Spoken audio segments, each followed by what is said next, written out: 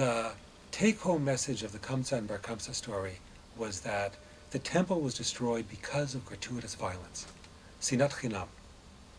Now, that's it. When you think about it, it's an incredibly strong statement on an ethical level. I mean, groundless hatred does create social structure, or a certain social structure does promote groundless hatred.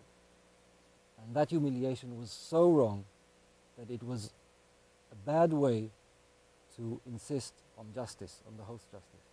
But there was a way to insist on justice by accepting payment, but humiliating him in public was too much.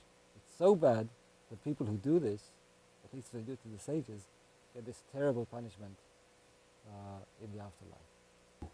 That's what happens with rage. Rage flies out of control. And that's what happens with humiliation and embarrassment. It is important to understand that one of the contexts of the story is what a powerful force humiliation and embarrassment is. The Jews have all along tried to, in effect, blame themselves for everything, which is a nice moral stance. It allows you to look at what your role in everything is. And after all, what is more important than your own role, whether as an individual or as a people? They're looking at this one story and saying this one story is a microcosm of just Jews unable to get along. Unable to get along meant ultimately political disaster because they couldn't unify.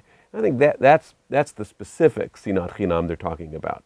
And the Romans in the later stories were vicious imperialistic regimes. Whether we could have done anything that would have allowed us to survive as a country as well as a nation is a good question. If we ask it seriously historically, we may not be able to come up with an answer. If you wanted to make lessons out of Jewish history, this is an unusual lesson to take away. It would be like somebody today saying, September 11th happened because of gratuitous hatred. In this kind of legalistic position that the rabbi takes, and which saves the life of Bar Kamsa, is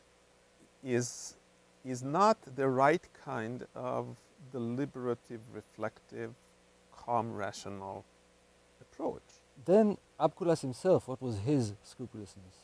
When the offering, offering for sacrifice is brought, the animal is brought, and it has this blemish, he insists on not taking it to the altar because of this blemish, even though it's a minor blemish, even though it's a blemish that people may not even know about if they're not going to make a fuss about it. But he says, no, we can't do this. And they say, okay, so, let's kill the man. He said, what? Kill the man? You can't kill him, it's unjust, because what did he do? Just put a blemish on the animal for offering. And therefore, he leaves everything open. He doesn't let them do anything in this sort of stalemate. It is being small-minded in the sense that you are looking at the rules. You are not looking ahead of the larger consequences, but you are taking the rules too literally. Rav Zechariah is too meek in his application of Torah, and therefore lets Bar Kamsa live when he could have sentenced him to death.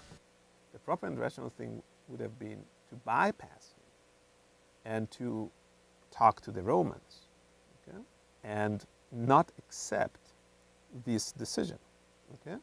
So the word there is scrupulousness, but the Hebrew seems to be anavah because of the humility. So he doesn't feel arrogant enough to change the law.